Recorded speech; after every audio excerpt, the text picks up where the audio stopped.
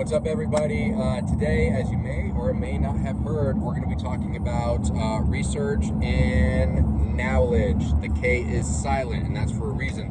The main reason we're going to talk about this as our number one topic with respect to real estate investment is to avoid mistakes.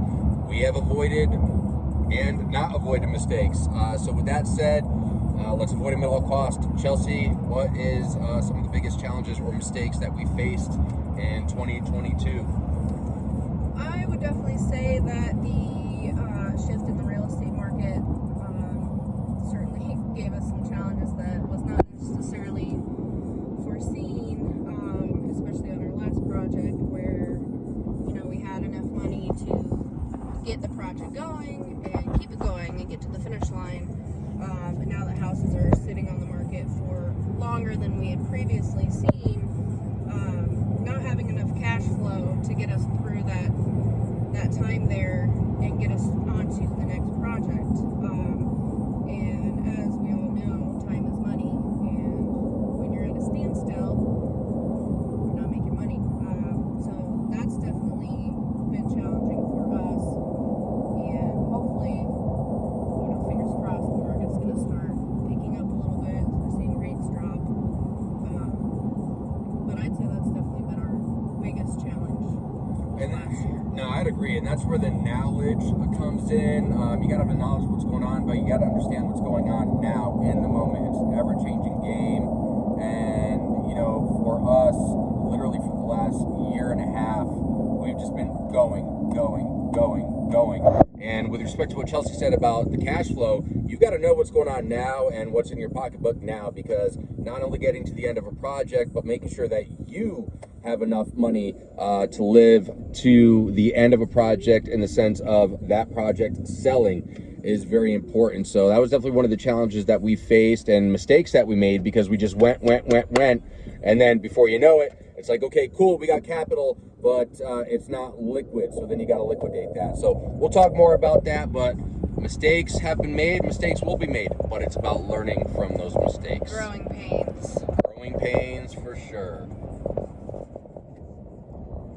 So with that said, and how it pertains into Chelsea's mention of a challenge or mistake that we made, I would say the biggest mistake that we made is trying to help out family. And we're all about helping people out, which is why we're doing these videos and sharing the real side of real estate investing with you. But, we tried to help some individuals out who promised us a lot of things, and, that involved money as well. And, it burned us, when it's all said and done. So, my advice on that and what we learned on that is you can still help people, but you have to keep the forefront of running your business, that cash flow as it pertains to that business, and most importantly to your personal life, because you need money to live these days, right?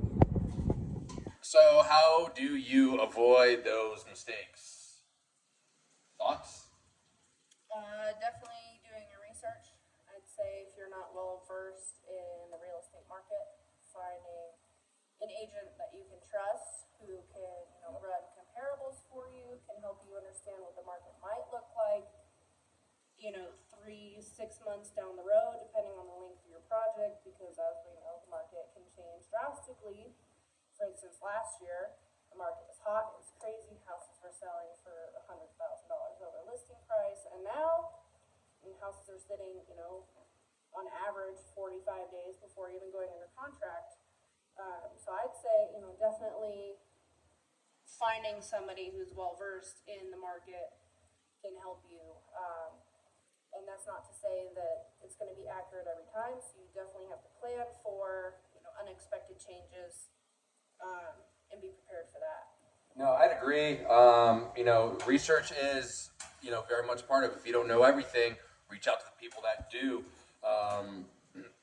And things change quickly, like Chelsea was saying, but also as time goes on, costs change, materials change. There was one time at the beginning of the house that we're in right now, that we currently live in, that we flipped last year. When we first bought 2x4s, they were $4 and change, maybe give or take. Down the road, we had to go and buy some more 2x4s, and they were damn near $9-10 a piece. They got pretty close to 13, pushing 14 at some point. They did. They did very much, and unexpected costs. You know, one thing that we didn't take into account in the beginning was the cost. You know, not knowing how much the cost was going to be for dumpster. A dumpster was $1,000 a month, so very quickly we learned that was cost prohibitive. So we went and purchased a trailer. I mean, it was a big expense at $3,000 in the beginning. But it paid itself off quickly. And, you know, again, if you're working in a house where you might not have plumbing, which was the case in Pine Street, we didn't have plumbing for almost Months. 6 months because of the permit process that held us up. So we, again, due to OSHA, had to have a sink and a porta potty, which was... You got to go pee when you're on a job site or other things sometimes, all right? You got to. I mean, with no toilet. True. And that was, again, about $1,000 a month. That'll be $1,000. Shout out to Dude Dad. I'll be $1,000. But yeah, Chelsea mentioned something else. Permits. You know, if you're taking down structures or restructuring things, moving things around in your home, know what your code is, because there's an international code, but there's also a local code for your city, your county, your state. So make sure that you're well versed on those. So knowledge is free. Does it cost anything? No, just time. But again, if you're not going to go and do that research, it is going to cost you money and dollars at the end, because you're going to have to reach out to those structural engineers, to general contractors who do have that knowledge, you know, right on the top of their head, or are well versed in it as far as how things and work. that's where networking comes in, because the conversations are free. It costs you nothing to set up a phone call or talk over text with, you know, somebody who's been in the game for a while that can answer your questions.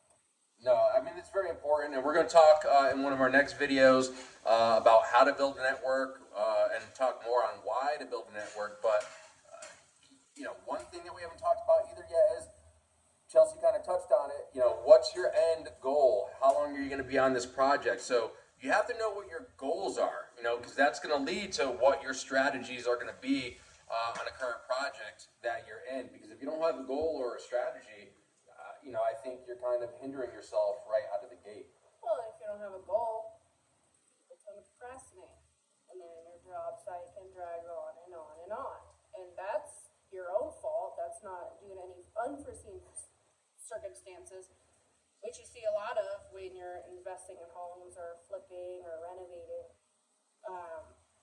You know, for us, we had a huge unexpected cost in reinforcing the foundation. That was $17,000 we didn't plan on. And then another one, we found out that the main sewer line was essentially non-existent. So that cost us an additional, let me tell you, when we got this phone call, about... You can say it. Shit a brick. How much was that one? For the main sewer line, it was an extra $16,000 that we did not plan on. They dug up 50 feet of concrete. And again, coming back to the permit, you know, the county would not let us do anything with the main sewer line until they blessed the plans. And let me tell you, man, like, we knew our stuff when it came down to the permits, but it took us 5 months before we were issued the permit, because we literally had 4 different submissions. Now, we literally 4 different times, because you have to bring the permits to the county, hand them in person, and every single time, of course, up until the 4th time, they told us every time, you're good, you're good, you're good. And then what happened? Every one of those first 3 times. Well, it was about 2 weeks later, they'd call and say, hey, we need something else. It was a very frustrating process for us. And again, you know, those timelines might change depending what county you're in, or if you're in city limits, out of city limits, what state you're in. But God, that was tough. Because like I said before, if you're at a standstill, you're not making money. And when you're on a project like this, if you're not making money or you're not moving along, then you're actually losing money. So.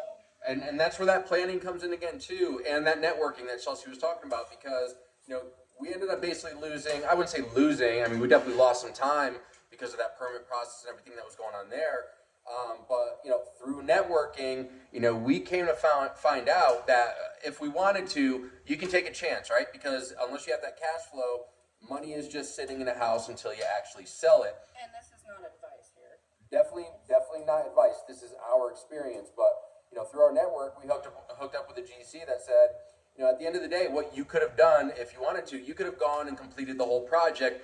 Worst case scenario, what they were going to do is they would have hit us with a fine. It was a $2,500 fine, is what it would have been in our county. They would have still had to open up walls because they would have had to check the plumbing and the electric, but framing, yeah, all that stuff. And so I think looking back at it, had we known that in the beginning, we would have happily that chance and paid the $2,500 fine, because again, in the time that we lost, we definitely lost more than $2,500. In labor and everything. It was a big one. So, key takeaways, for me on this video is do your research, know your knowledge, or at least if you don't know that knowledge, what do you want to do? You kind of touched on it a little earlier. Ask people. Don't be afraid to ask questions. Or if you're afraid to talk to people, you can't believe everything you see online, but YouTube's got lots of great information. Google, there's resources out there for a reason, and don't feel like there's nobody out there that's going to help you. And go to your county websites if you need to know about codes or permits or anything like that. Go to your county website, go to your city website, go to your state website. I highly recommend go and purchase yourself a book on the international code, because that changes pretty much yearly as well. So invest in yourself with respect to the knowledge, because even if you're not going to be doing the actual work yourself and you're hiring somebody to do this work for you, you want to know well enough, or as people like to say, enough to be dangerous.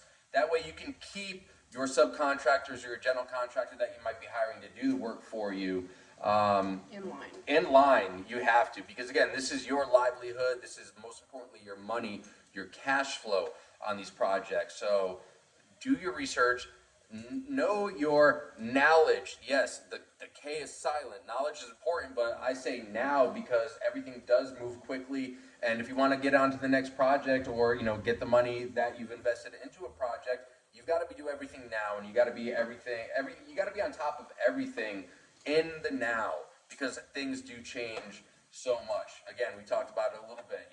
Materials, 4x4s literally went up about 300% with things that were going on during post-pandemic. So again, we did not expect to be paying damn near $13 a 2x4 when we had to go buy a What was the difference 60. between $400 and $900 the second time we bought it? That $500 could have easily gone somewhere else.